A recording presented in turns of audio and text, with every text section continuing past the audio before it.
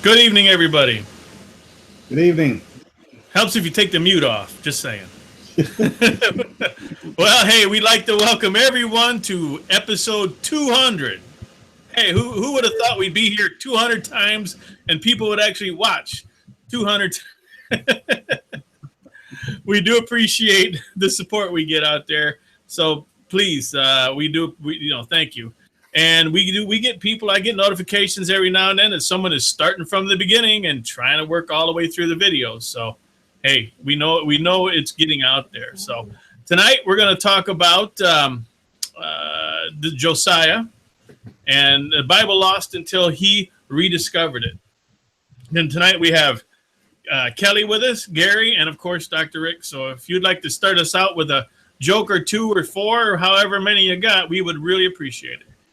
Thank you, Ken. Thank you. And thank all of you for your helping us pull off a very wonderful Pentecost. These are jokes that are kind of cartoon jokes. You got to see a picture of a guy. Anyway, I'll describe it later.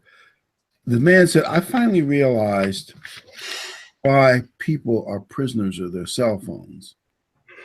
That's why they're called cell phones. He's in a prison jail with cells.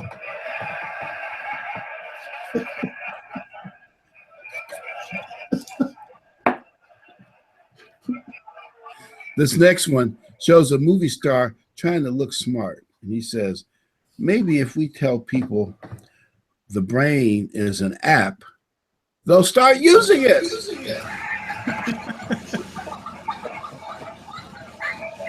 I doubt it. That's our motto. This one I like, but I know you can't see the picture. There's this big fluffy squirrel who walks up to the backyard, stands on his two legs, and he says to the owner of the place, sir, I hate to bother you, but the bird feeder is empty.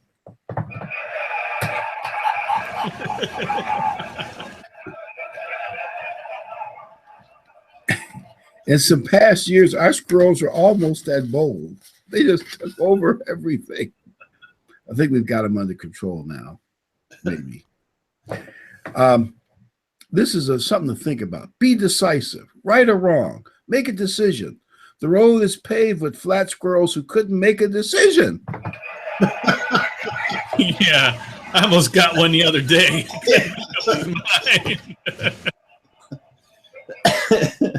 And I like this one if you think about it. As we get there.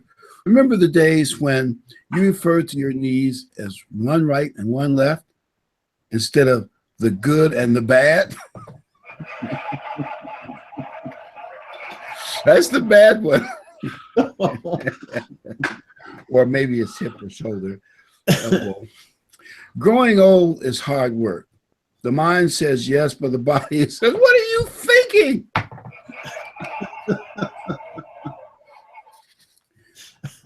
Another one for us slightly older citizens. Yeah, slightly, yeah. Yeah.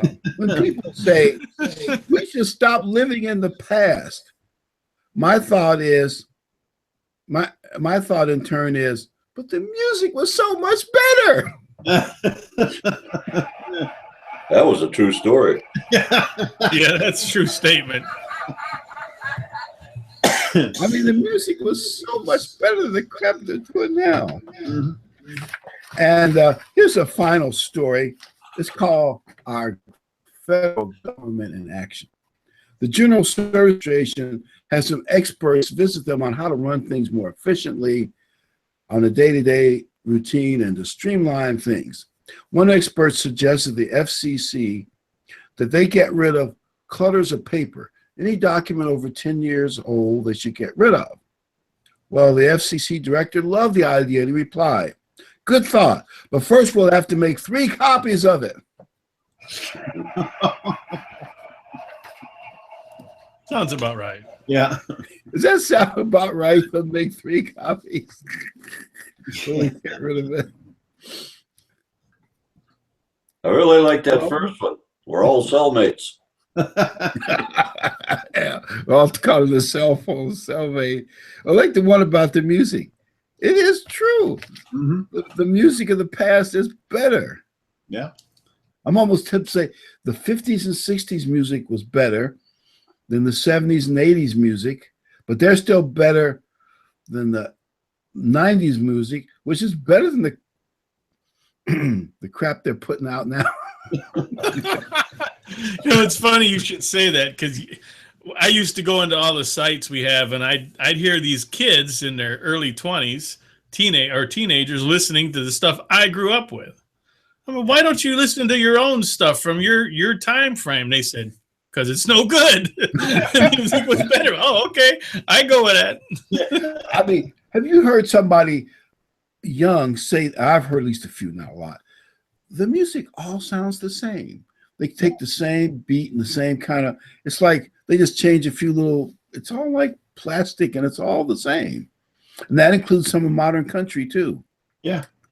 I think they figured out most modern country is like that.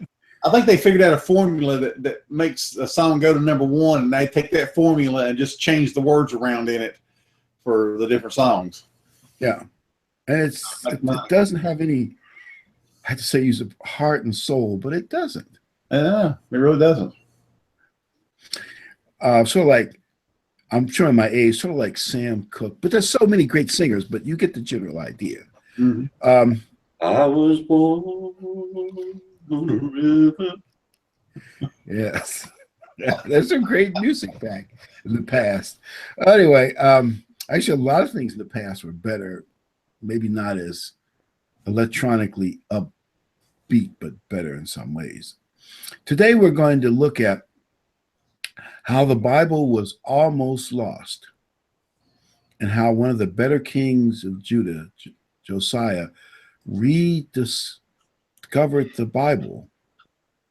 And it's clear from the context that this possibly could have been the last official copy of the earlier parts of the Bible. Obviously, some of it was still to be lived out, but of a good chunk of the Old Testament could have been lost forever.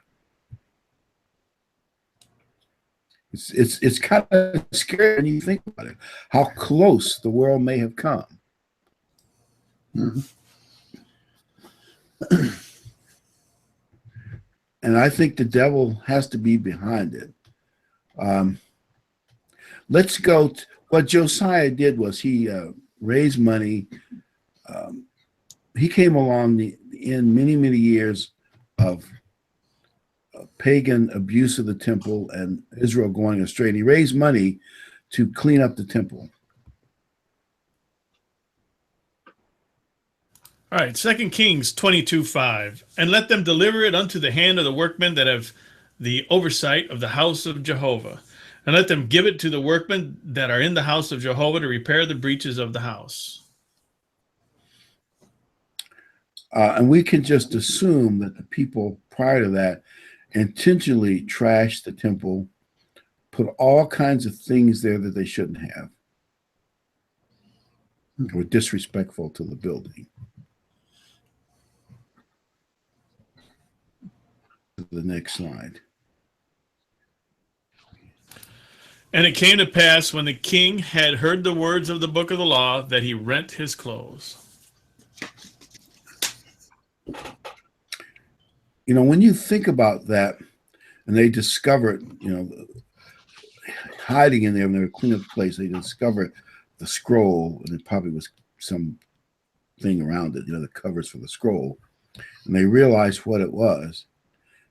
Don't you think some enterprising, true worshiper of God, priest, must have hid it to keep the pagans from destroying it? I would think so. I mean, it makes sense. Something that you consider to be valuable in a society where things are being destroyed of that nature. Wouldn't you believe that somebody would took the time to try to hide it, take care of it, so that it wouldn't be destroyed? That's the only thing that makes sense to me. If we're left out in the open, they would have probably gotten rid of it like they did other copies of the scroll. And the fact that the king rent his clothes, that's what you do when you're mourning. You tear your clothes, tear it. That tells me that there were things in there when they were read, shocked and surprised the king and his officials. They weren't aware of those things. They had lost knowledge. Yeah, I was just going to say that they had lost the knowledge. You know, the story would make one great movie, or, you know what I mean, if you've played it all out. And you got to know whoever hid these scrolls had to have been doing it under God's, you know, he must have, you know, told him to do this. You would think that that's how it happened. I mean, you think about somebody that, you know, people think they're good, regardless of what they're doing. I mean, most people don't go out to do evil. They're just living life and think they're doing good. And then to discover these writings that suddenly tells you the life you've been living is wrong, and having your heart and mind open to it. I mean, you can imagine the repenting that would have hit when you read these things that you had no idea were wrong, but all of a sudden you see it written down and you're like, oh, wow, I had no idea. And this is horrible. I've been a horrible person. And I mean, it would break your heart.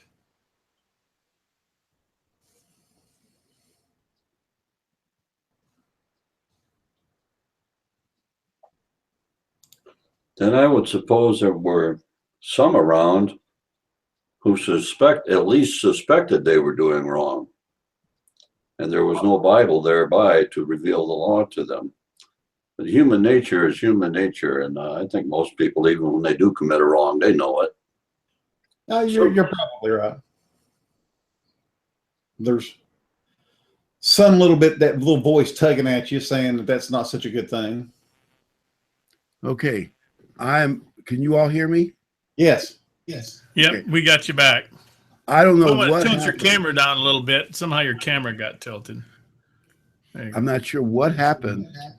The power, there was a power surge that I can't explain. To cut off everything. Wow. We need to get you an APC. Yeah. All right, we're on the next one up is Kings 22:16. So we're talking about how Joshua realized how far the nation had actually been led by pagan influences. So that's where we're picking it up, I believe.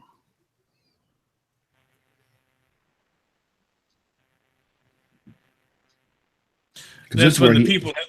Yeah, go ahead. Sorry. Go ahead, Ken. I was just going to say, it's where the people had lost all godly knowledge. They had no knowledge of who the true God and who the true creator was. Why did these previous kings despise God's law? I mean, obvious, because it took power from them. Mm-hmm. Mm-hmm. So have you read 22:16 yet? No, we were getting ready to do that. We were kind of finishing the thought above it there. Yeah. And they had asked Huldah the prophetess what danger the nation was in because of the curses that are built into the law. When you read Deuteronomy and Numbers, if you do this or that, you're going to be cursed. And no doubt they're worried about what they had read and what they heard. Yep, absolutely. All right, we're at 2 Kings 22:16. Thus saith Jehovah, behold, I will bring evil upon this place and upon the inhabitants thereof, even all the words of the book which the king of Judea hath read. Because they have forsaken me and have burned incense unto other gods, that they might provoke me to anger with all the work of their hands. Therefore my wrath shall be kindled against this place, and it shall not be quenched. Could you leave that on the screen for a little bit? Sometimes when you read this, sometimes when you read it, you think to yourself, the God is just mad at pagan symbolism, but he's also, which things that went along with it. You know, they burned babies. They would beat drums and put the little baby in a little part of the idol, and it's fire underneath it. They burned babies alive so they'd have blessed crops and blessed in war and other stuff. They also had temple prostitutes. Many of them started at a young age. We they sell them to the parents, would sell them to the temple priest, maybe boys and girls 8, 9, 10 years old. They'd be temple prostitutes, temple slaves in a sense, prostitutes the rest of their lives. Those are pretty gruesome sins. So God wasn't, as well as they, of course, undermined God's 10 Commandments, of course.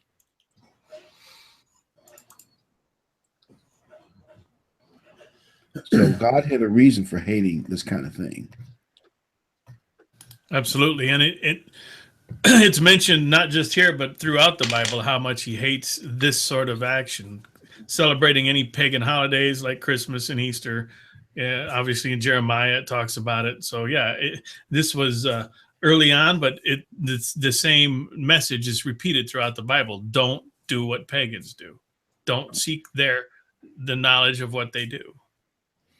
Somehow they got sex and religion all blended up together. Well, it was man coming up with it. So is there any wonder why they would, put that together? It was all for the flesh. So that's how they come up with it. I guess it gets more people onto your cause. We look at some of the religions. One of the 3 largest religions of the world today does the exact same thing. It invokes sex and fleshly rewards for joining and adhering to their religion. So you get your 72 virgins or what have you. That's all about fleshly rewards. And we know better that when we are reborn into a spirit being, the fleshly rewards will mean nothing to us. We're far above that. Have you heard the joke where the guy goes to paradise and he gets kicked by Jefferson? He gets kicked by Washington. He gets kicked by Monroe. And he says, wait a minute. Where are my 72 virgins? He says, you misunderstood. It's 72 Virginians. Oh, no. Then he gets kicked by James Madison. There's 69 more to go. Yeah. I wish I could say that my state would still do that, but nowadays it's going to the left. Like everybody else, right? Yeah. Yeah. Yeah, we know who Virginia voted for in the last election. Thank you for reminding me. But just barely, right? Yes. I'm not so sure that it wasn't, that there wasn't a little bit of hanky-panky there anyway. So yeah, I wouldn't be surprised. It's so close to the DC, right? Yeah. But it's interesting that, as long as civilization has existed, that mankind continues to repeat over and over and over again the things that could bring us close to destruction. And it's, being pagans and sacrificing children up through today, where we have just a wholesale abortion and taking God's word and twisting it to allow sexual things to go on, and how we have now major religions who are now accepting homosexuality against God's word, but taking it and saying, oh no, it's okay, that God's okay with it. Yeah, we seem to not learn from our mistakes. No, we don't. And that's, so you can imagine what it would have been like to not have had God's word anywhere around, and humankind just doing what humankind does. Right. We're told that there's going to be a dry spell towards the end times of God's word. And here it was. This was where it happened in the past. We get a lot of duality, and we can see things in the past repeat themselves. Well, there's going to be a drought of God's word in the future. Mm-hmm. Here we see what and we would do well to learn from that past, like in this story, as to what can happen to make sure we stay and keep God's word close. You know, you were saying, Ken, that we're going to discuss why people hate God's law and laws and the Bible, and they can arrange things to get around the certain laws that they don't like. It does seem obvious that whatever you don't like, you find a way to make it irrelevant. Yeah. You know, I was thinking just now that if you follow God's law, you don't need man. You don't need to follow a man. You don't need to follow a human leader. You can just keep his laws and you'll be just fine. But in order for a human being to be a dictator or a leader over a people, they almost have to eliminate. I mean, we have a different situation in this country with being a republic, but in all the other countries, when you think about it, they're all some form of oligarchy or dictatorship, and they need to get rid of God from their country. So people have to turn to their government and to the individual rather than to rely on God. If you got God, you don't need the rest. You don't need them. But if you don't have God, then all of a sudden you need the government. That's a pattern we see in just about every country, and we see that pattern trying to repeat itself in this country today. Almost every country, I don't think there's an exception to this. America was the first country to not have an official religion. Now, some of them had an official religion, but they tolerated a few other religions. But that's about the best you got. Every nation, and even now, most of them have an official religion. The truth is, Israel was at its best when they had smaller government. And that's why, you know, we talked about that a couple weeks ago about 1 Kings 8, where Samuel was told, give them a government, give them a king, because they want big government, but they're going to regret it. You know, God is our king, and if everybody tries to obey God, you don't need big government. You can get by with a much smaller government and more personal freedom. Yep. And man don't like that. They want to rule other man. They want to rule each other. I was reading this book on religion, history of the Christianity, but and the guy, if you pictured back in the 16th, 17th, and 18th century, North America, Canada was French and Catholic, you know, official. Most of the South and Southwest was run by Spain and Catholic. And at least in the early days, there were just 13 little colonies on the east side of the Appalachian Mountains that were basically Protestant with a fair amount of religious freedom. Let's say it wasn't perfect, but a lot of religious freedom. So you would have thought that there's no way those 13 little colonies would end up dominating the whole thing.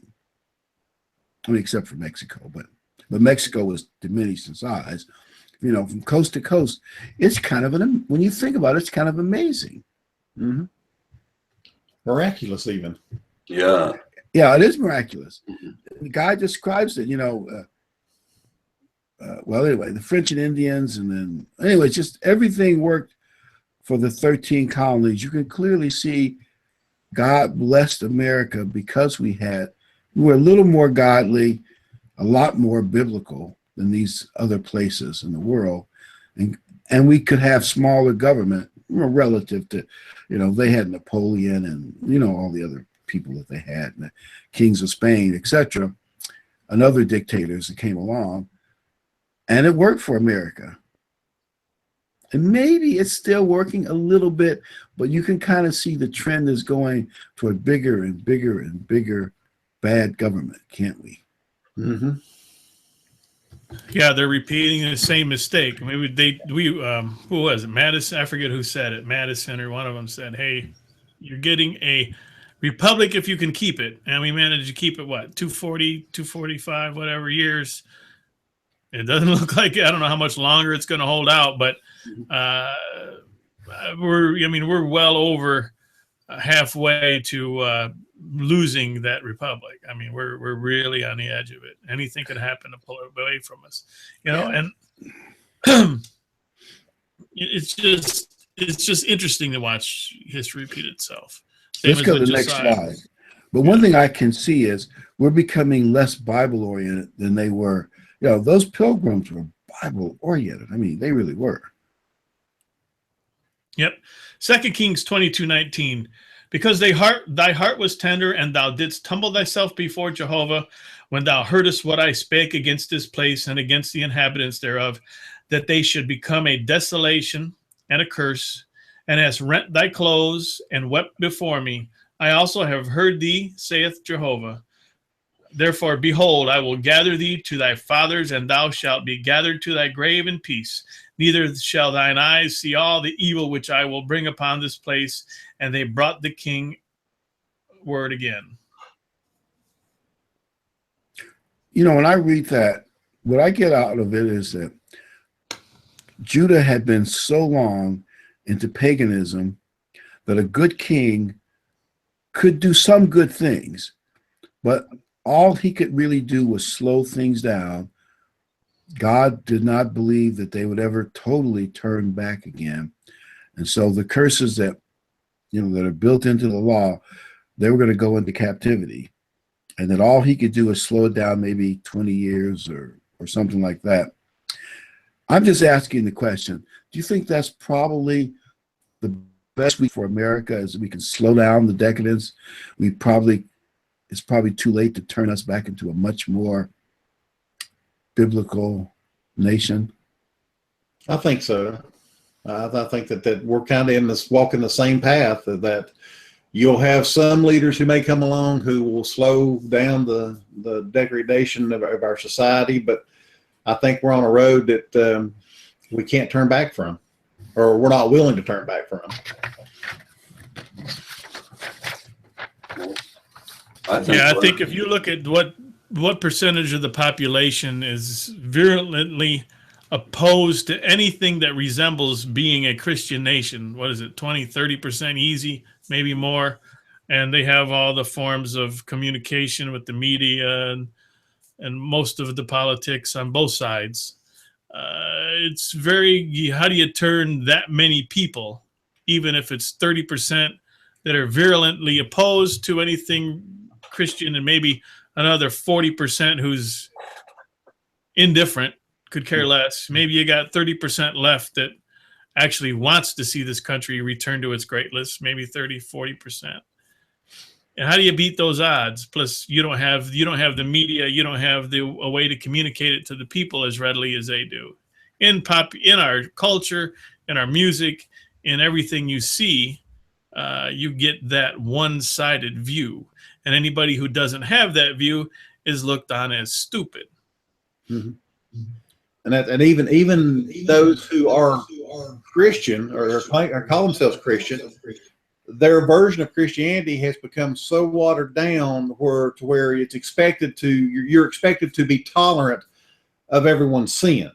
That means, and accepted it. I mean, people say, "Oh no, we're not saying accept it," but that's exactly what they're saying, is to accept sin. It's like I said, some of the churches now are accepting homosexuality and saying that there's nothing wrong with that God doesn't view anything wrong with homosexuality.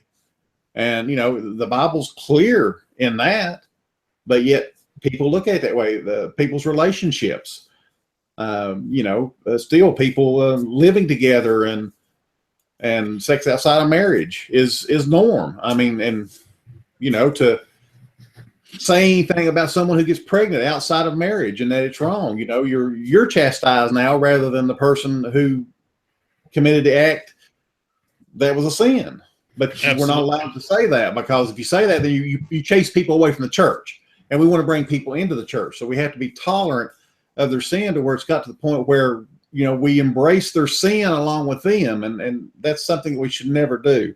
And it's hard for people in today's society to really understand that I can love somebody but not accept their sin.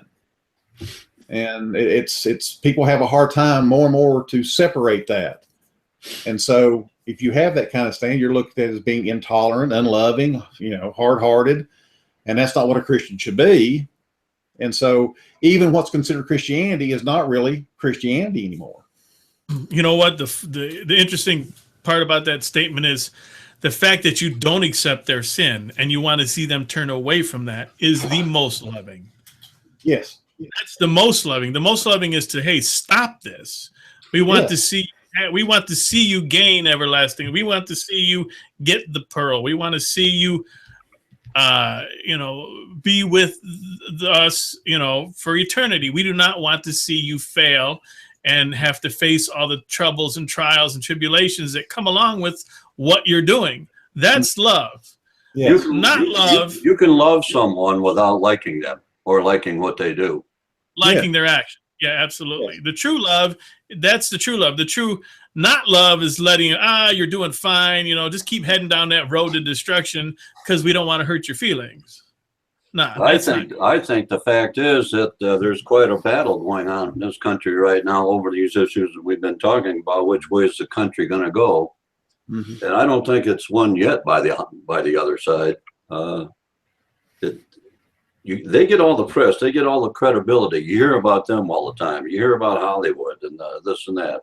They have the loudest voice, I guess. But I think it was what I refer to as the good side. They came out in mass and elected the president. I like something that can't write them off yet. I think that Kelly said, the quiet people. For instance, if someone says, because you see it on TV shows all the time, we're going to live together, move in together. In the past, that would have been a big deal, something to think about. You sure you want to do that? Now it's like, it's better than getting married, just move in with somebody. But you realize that in the long run, having all these people move in and out with each other is bad for kids. They don't have a committed set of parents. And it may take a while for them to figure it out, but I guarantee you, long term, it's bad for families, it's bad for kids.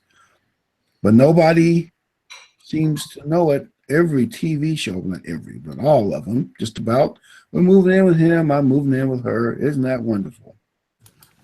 Yeah, and what we're saying is there is an analogy to what Josiah went through and the people of that time and what we're going through now. We're repeating the same mistakes. Yes.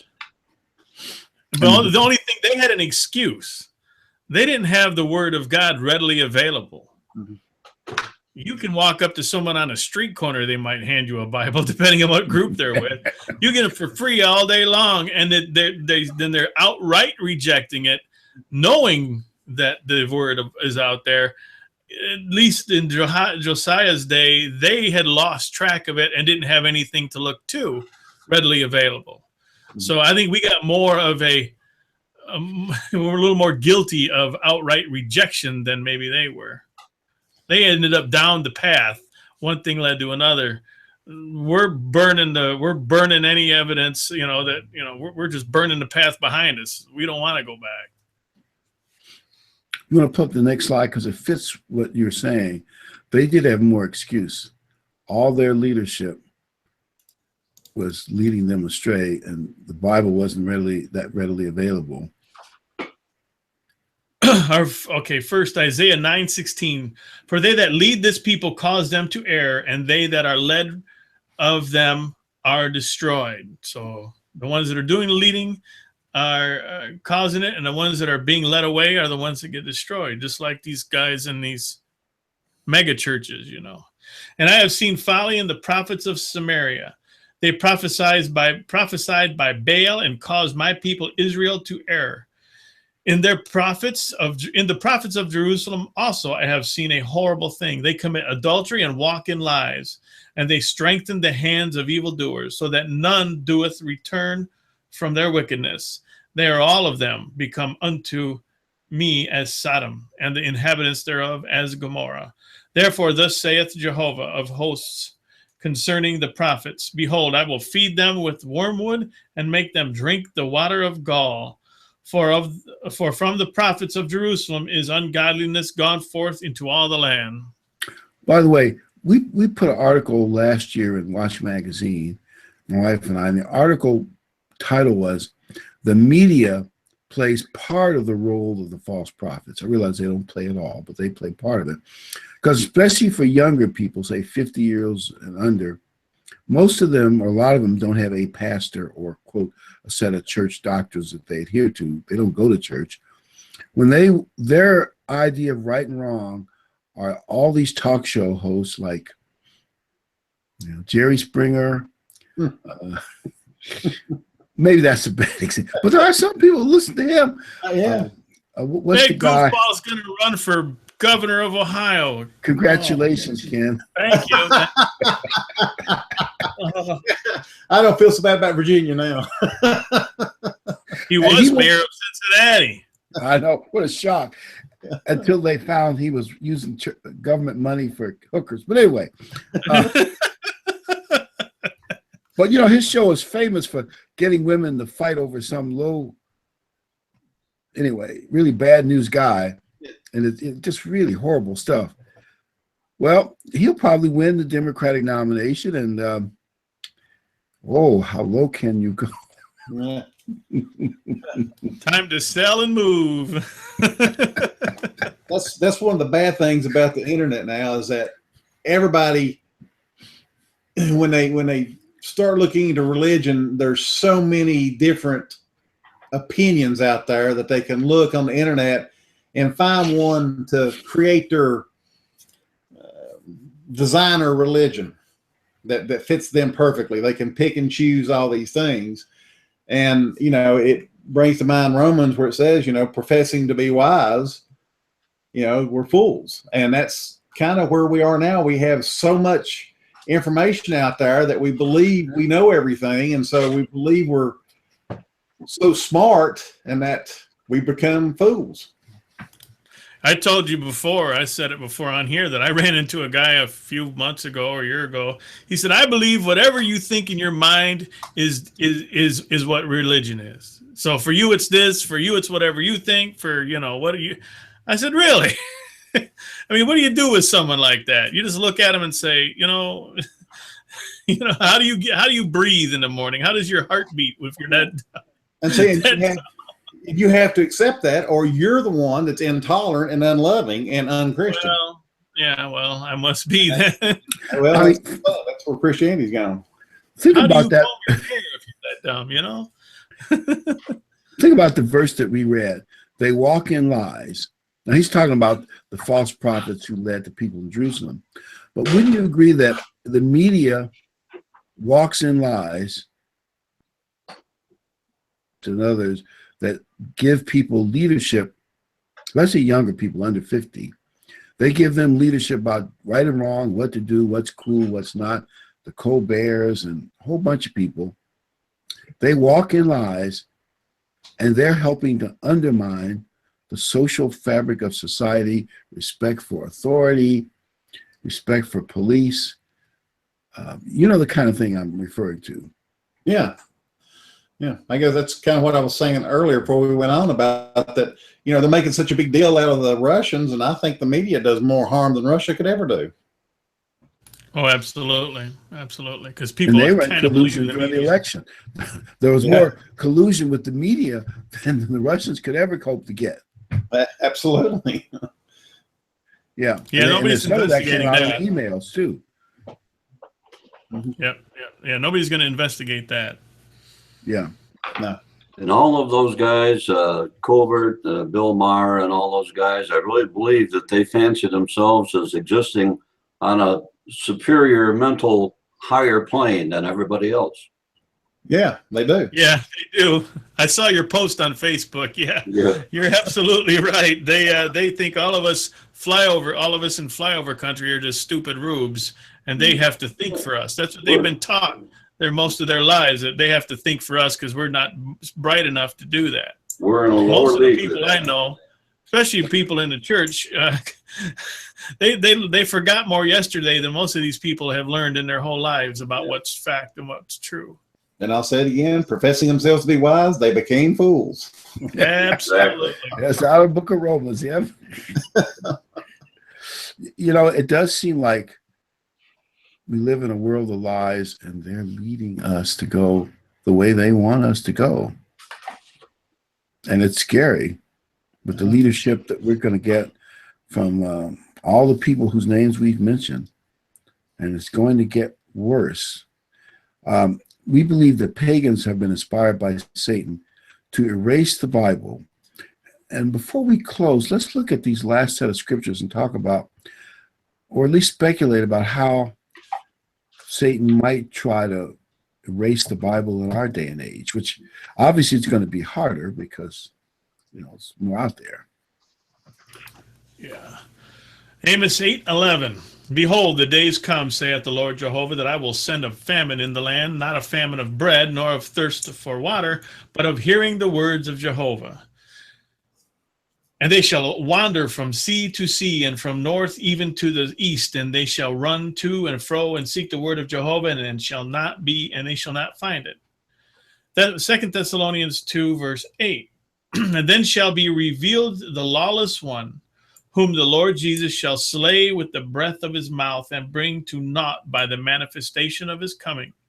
Even he whose coming is according to the working of Satan, with all power and signs and lying wonders, and with all deceit of unrighteousness for them that perish, because they receive not the love of the truth, that they might be saved. And for this cause God sendeth them a working of error, and they shall believe a lie.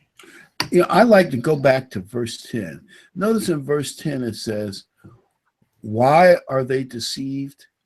And why is Satan and his two top guys deceiving them? Because they receive not the love of the truth. There's something in human nature. I think a lot of these people, even in all this stuff going on in Washington, it's who do you want to get is more important than what the truth is. I don't think they care. Not some. I don't think they really care that much about what the truth is. It's a question, who do I want to get? You know, something that's also key to that verse, it says, it doesn't say receive not the truth, not the love of the truth. You know, there's a lot of people that ended up in a church that I think have received and heard the truth. But maybe when they don't make it, they don't stay in a church, or they end up out because they heard the truth, but they didn't have the love for the truth. That could be, and that is probably that's what they're referring, or what he's referring to here. Also, I want to mention Tyndale. Tyndale put the Bible into English, start with the New Testament, but it was in Latin before that, and very few copies were available. And then once movable print came along, it was cheaper to make them, and he translated it into English. Of course, the Catholic Church started the Inquisition because they didn't want the Bible available to the common man. And Tyndale, even the King James was based to a great extent on Tyndale's translation. He and others really turned the Protestant Reformation, he and Wycliffe and others, upside down by putting the Bible in the language of mostly English, French, and German, but it made a world of difference. And what happened to Tyndale is, of course, he was hiding and being protected by certain people. And there was some fighting, and they said, let's have a peace deal. Some prince says, well, I'll guarantee your peace. We'll go to a meeting with some Vatican officials, and you'll be safe. Well, they got to the meeting. The prince says, any deal I made with heretics doesn't count. And they burned him at the stake in 1536. By the way, the Catholic Church has admitted that the Inquisition was wrong, many years afterwards. There's nothing surprising there. But that whole movement was to keep the Bible out of the hands and language of the average person. It was a big, bloody fight. Because if you have your own Bible, you don't need them. Mm-hmm. They lose power over you. There's another question here that I wanted to squeeze in there. How much credibility can we give to the old saying that ignorance is no excuse? In man's law, if you break a law, and you go before the judge and you say, well, I didn't know that was against the law, or I would have never did it. I didn't have any knowledge of that law. He pronounces you guilty anyway. You have all my sympathy, young man, but you still broke the law and you still have to pay the fine. Mm-hmm. Now, the Bible, of course, articulates the law, spells it out, but there are a lot of natural laws that people break that they know better without the Bible. Yeah. I agree. Let me ask the question. That statement, prediction that there'll be a famine of the word in the future, and that the man of sin and his opponent, his accomplice, would be able to deceive the world. How is that going to happen? I just want to get some speculative thoughts on it. With obviously the world is different than it was in 1536. The Bible was only in Latin and only a few copies. Now there are millions of copies of the Bible in every language in the world. How can there be a famine of truth in a world like that? But obviously, I believe that prophecy is future. I believe that, a famine, you think of not having it, but like you said, it's all over the place. So how can we not have it? I think it's a famine, a lack of the truth, because what people understand to be the truth. Because there's so many people out there with commentaries that what the truth is, we push back and hidden because it's unfavorable. It's, like I said, it's considered intolerable. It's considered hateful or cold-hearted. And so the truth is being pushed forward that people will hear is not God's truth, but what man has done with God's word and twisted into their truth. So that's what they're going to hear. And there'll be plenty of that, so that you won't be able to hear God's truth. And that's right. Where the family. Right now, I'm sorry. Go ahead and finish your thought. That was it. I was finished. No, right now the Bible is out there, and there's how many Christians in the world? 1 billion, 5 maybe. How many of them? I mean, every one of them that has a Bible knows. I mean, they have a Bible. How many read it? First of all, few. Then every one of them has the Bible. They have Jeremiah. They know you're not. I mean, it says in the book, whether they've read it or not, that not to bring a fir tree in the house and not to cut the limbs off and to fix it. And they know it's in there, but it doesn't matter. They still don't have the truth. Everything is in the Bible today. There's only a few, I don't know, tens of thousands maybe that actually possess and have been given the truth that try to keep it going. They'll argue till they're blue in the face, and that Christmas is a good thing. Yeah. And my own dear niece, and I've tried to make the truth clear to her. You've all been in that situation too, and it just doesn't work. Yeah. Christmas may not be in the Bible, Uncle Gary, but it's a good thing. It does a lot of good, and it doesn't hurt anything. There's a drought now for most of the world. Right. They don't have it. They have access to it, but they don't have it. They don't have it. Yeah. And I would add, just kicking it a little further down the can, is it possible, one, they'll marginalize the Bible, so you really shouldn't take it too seriously. They're working at that, it's bad, it's marginalize it. But maybe even, like I read somewhere that Facebook, the comments and the news in places like Facebook are very biased against conservatives and religion. Now, I have no knowledge whether that's true or not. I just heard that somewhere. I said, but it's probably true. Yeah, it is true. There's been people who have done studies to show that certain conservative views and things will end up getting removed from Facebook, whether by accident or, intentionally.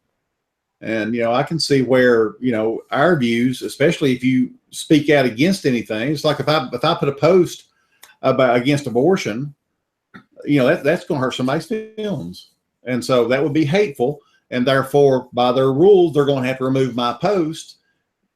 They're going to ban me from using Facebook because I make hurtful posts. And so I can see it very easily coming to that. I don't know what this is, but a guy was on Christian radio. He made a conservative statement regarding abortion and race and homosexuality, and they put him in Facebook prison, meaning I guess he's banned or his posts won't show or something for a year or something like that. I never knew there was such a thing. Any of you heard of that? They block you, they shut you out, they suspend your account. Happens on Twitter a lot.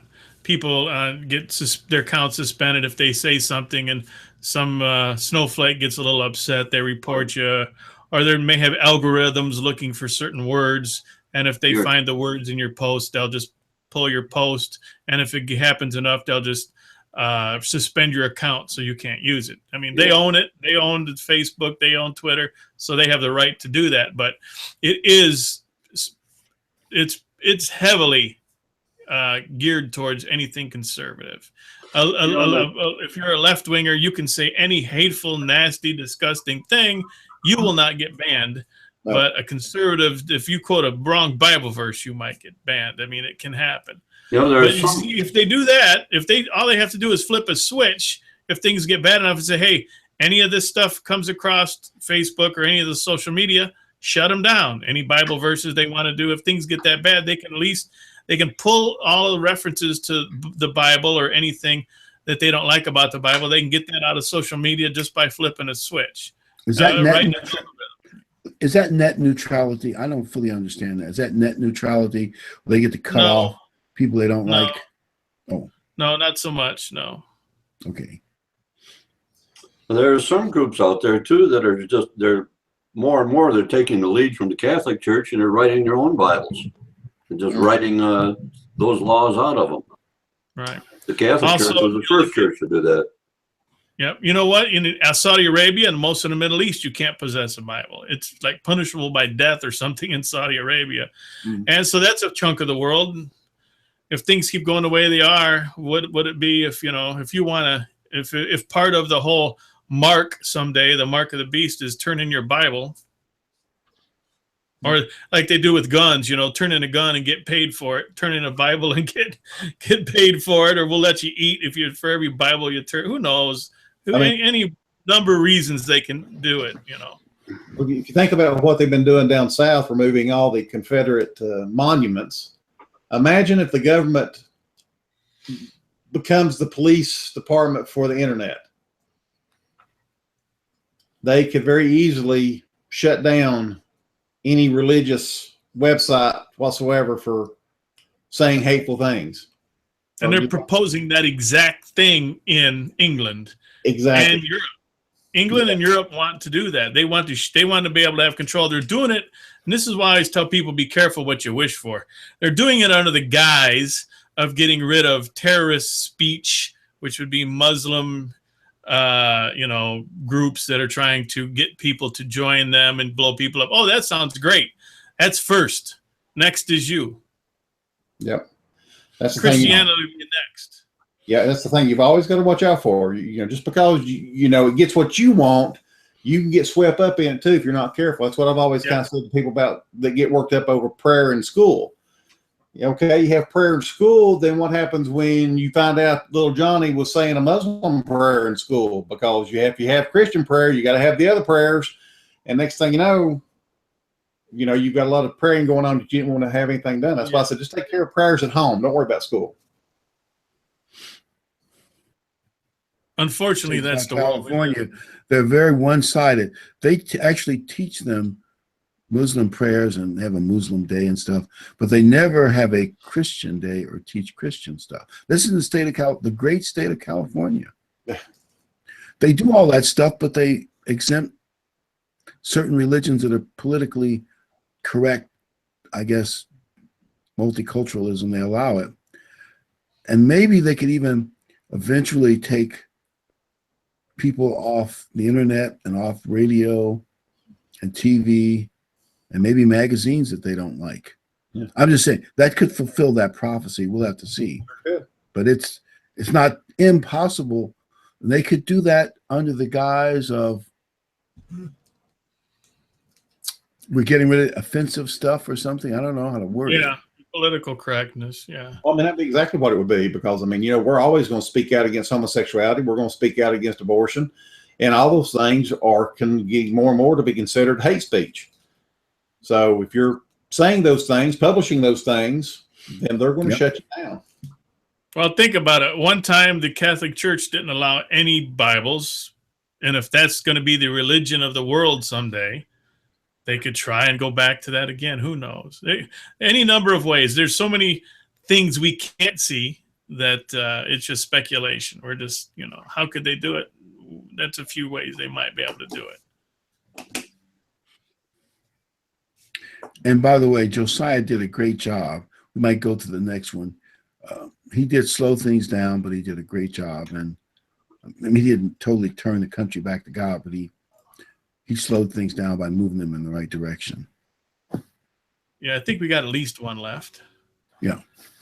2 Chronicles 34:1. Josiah was 8 years old when he began to reign, and when he reigned 31 years in Jerusalem, and he did that which was right in the eyes of Jehovah, and walked in the ways of David his father, and turned not aside to the right hand or to the left. For in the 8th year of his reign, while he was yet young, he began to seek after the God of David his father. And in the 12th year, he began to purge Judah and Jerusalem from the high places and the Ashrim and the graven images and the molten images. Well, Ashrim and Ashtoreth, the more anglicized version of that is Ishtar or Easter, just for those who know about such matters and care. Let's move on to the next slide. But he put together one of the greatest Passovers ever to take place in Jerusalem, as he pulled the nation back from paganism as best he could. There we go. Okay, Chronicles 34:33. And Josiah took away all the abominations out of the countries that pertain to the children of Israel, and made all that were found in Israel to serve, even to serve Jehovah their God. All his days they departed not from following Jehovah, the God of their fathers. And Josiah kept the Passover unto Jehovah in Jerusalem. And they killed the Passover on the 14th day of the first month. And he sent the priests in their offices and encouraged them to the service of the house of Jehovah.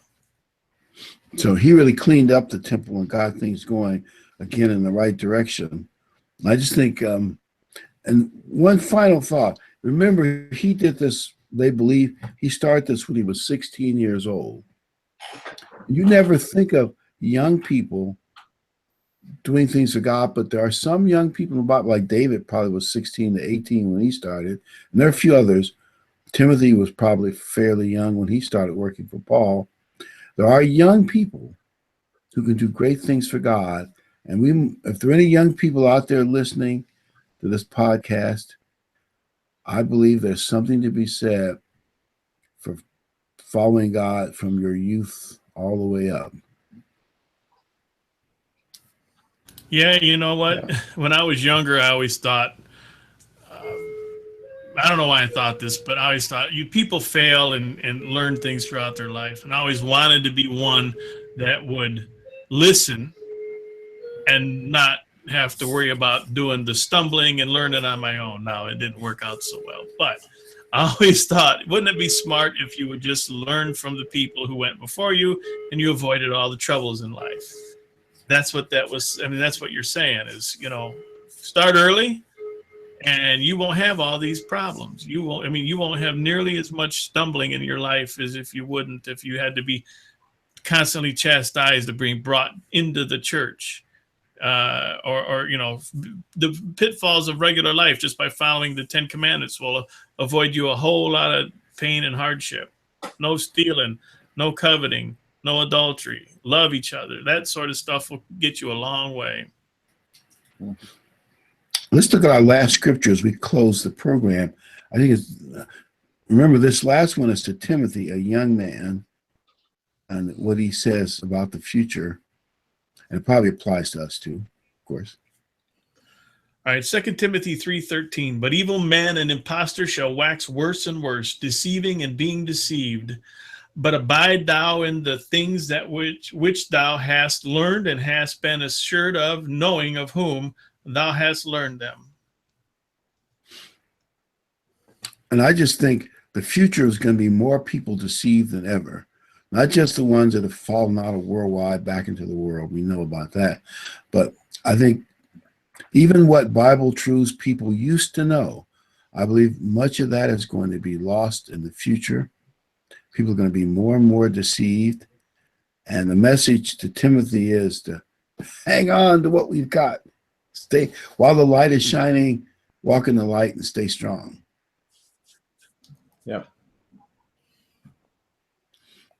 Yep, that's a good message for us now. It's just interesting reading some of these scriptures, how history keeps repeating itself, how the deceived they get worse and worse. I mean, how bad is it now?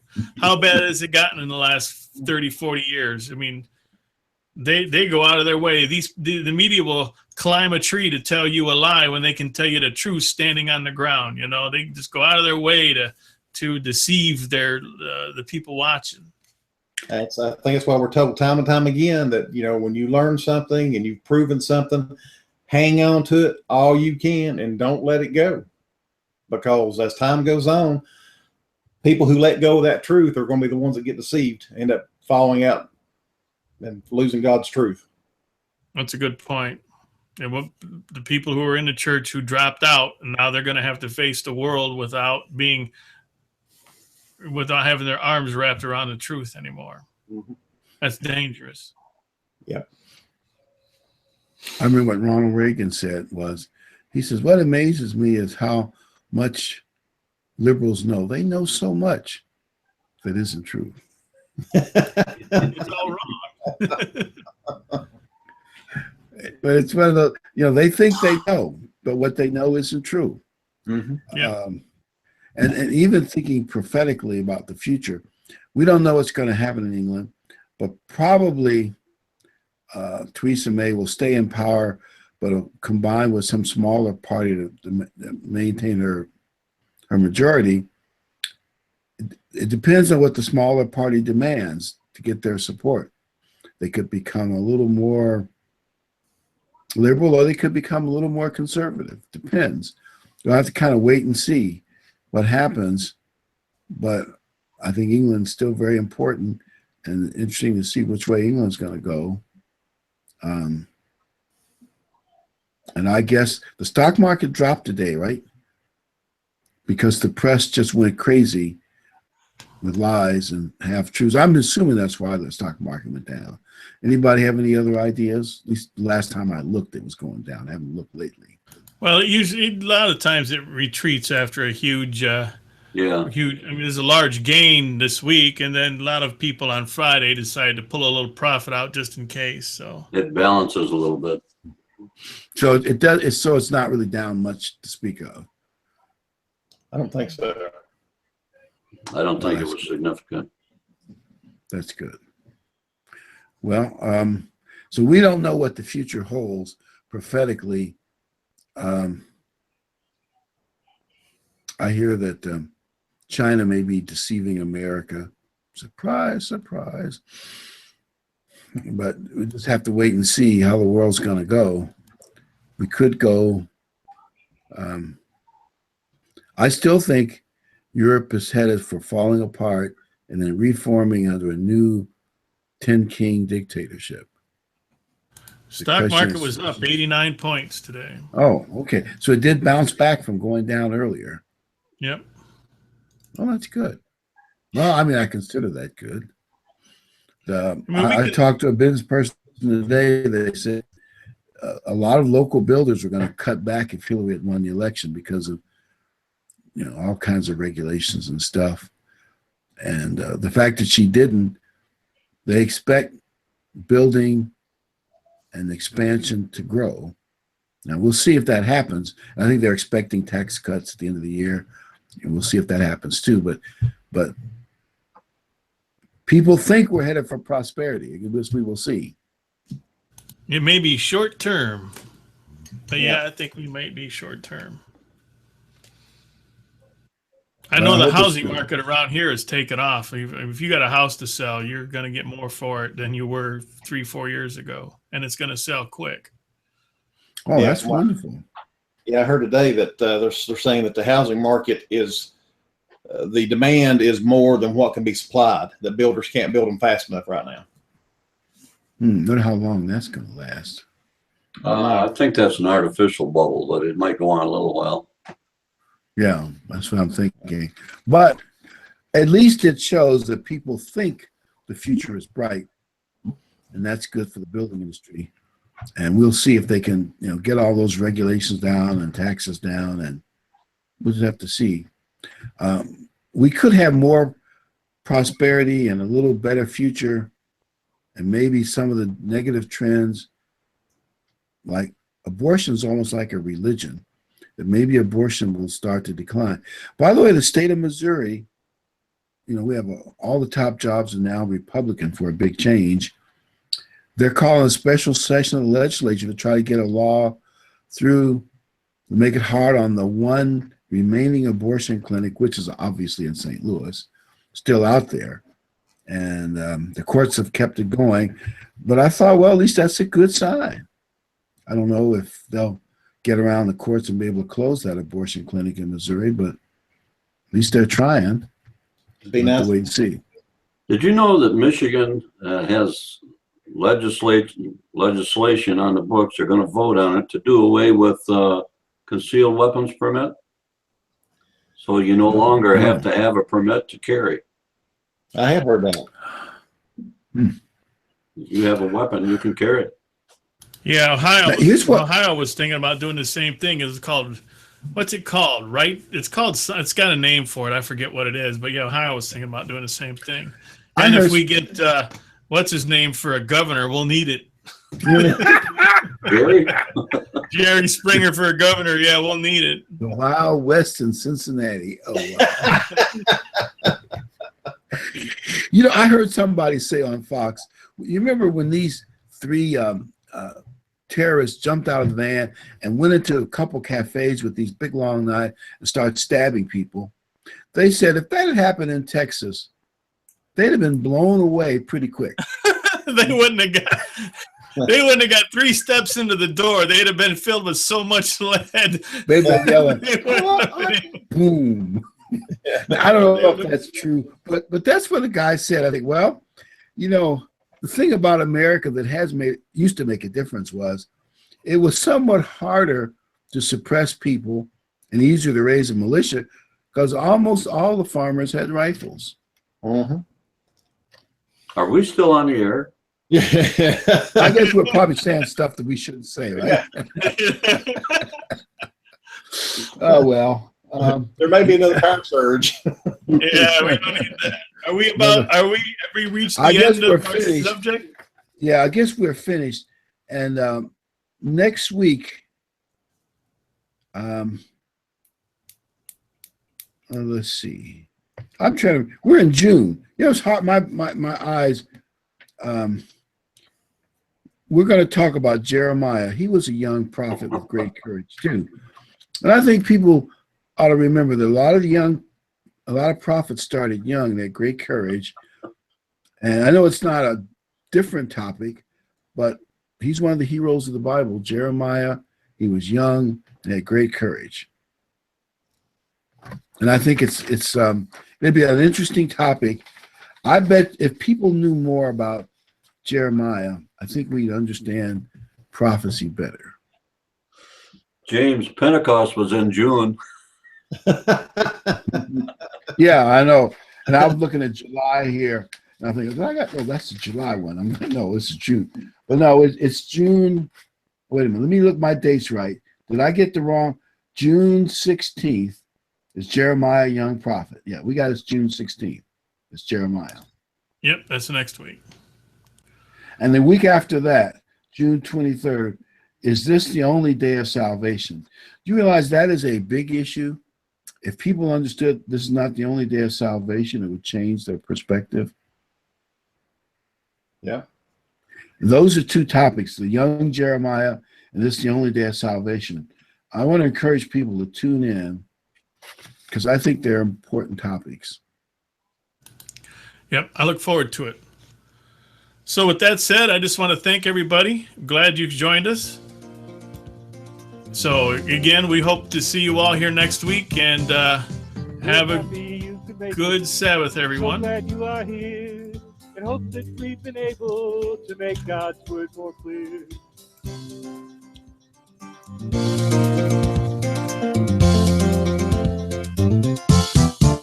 Until next time, may God be with you in everything you try.